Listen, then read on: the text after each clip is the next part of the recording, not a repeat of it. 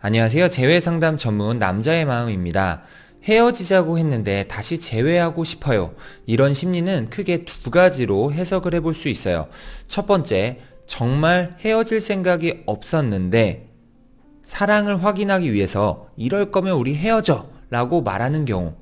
보통 남자보다는 여자가 이렇게 말하는 경우가 많은데요. 여자는 남자에게 늘 사랑받고 싶어 하고 관심받고 싶어 합니다.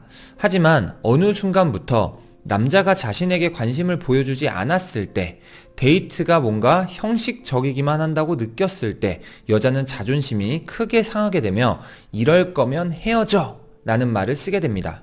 여기서 남자가 잡아주면 내 전략이 잘 통한 건데 남자가 잡아주지 않았을 경우 여자는 헤어지자고 말을 한 이 상황을 후회하게 되죠. 두 번째, 정말 헤어지고 싶어 헤어졌으나 후폭풍이 왔을 경우입니다. 이 경우는 보통 여자보다 남자의 경우가 많은데요. 헤어지기 전에는 온갖 상대방에 대한 부정적 이미지가 가득하여 헤어지고 싶었으나 정작 헤어지고 2주 정도 시간이 지나니 좀 시간이 무료해지기 시작하고 주말에 익숙하게 데이트하던 때가 갑자기 그리워지기 시작합니다.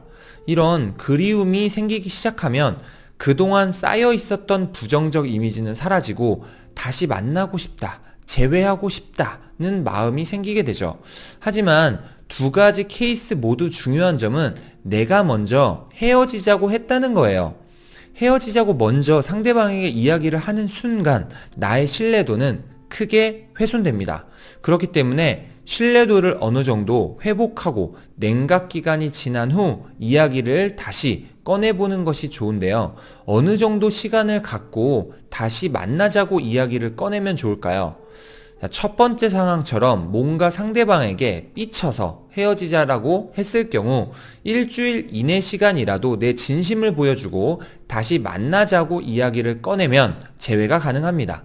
하지만 두 번째 상황은 좀 달라요. 두 번째 상황은 내가 충분히 고민을 하고 결정을 내렸던 것인 만큼 상대방에게도 그 마음이 전달되었을 거예요. 그렇기 때문에 상대방도 큰 충격이 있었을 것이고 신뢰도도 크게 훼손이 되었을 거예요.